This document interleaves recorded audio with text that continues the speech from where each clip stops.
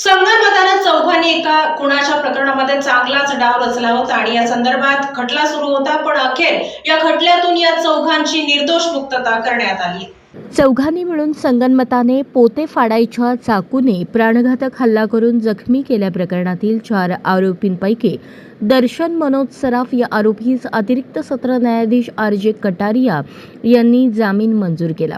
यात हकीकत अशी, घरासमोर दारू पिण्यास मज्जाव केल्याचा राग मनात धरून 23 नोव्हेंबर 2024 रोजी पहाटे 3:45च्या सुमारास इम्रान शब्बीर इनामदार यास आरोपी दर्शन सराफसह चौघांनी मार्केट यार्ड सोलापूर येथे गाठून त्याच्यावर पोते फाडायच्या चाकूने तसेच लाथाबुक्क्यांनी प्राणघातक हल्ला केला।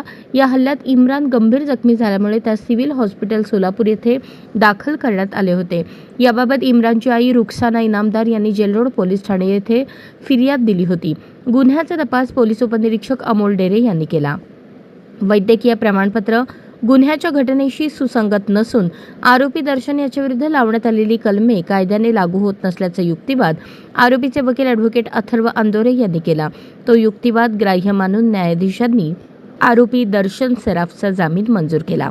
या खटल्यात आरोपीतर्फे advocate Atharva Andore, advocate Allahad Andore, advocate Suyash Pulujkar यांनी काम पाहिले, तर सरकारतर्फे ॲडव्होकेट अल्पना कुलकर्णी यांनी काम पाहिले।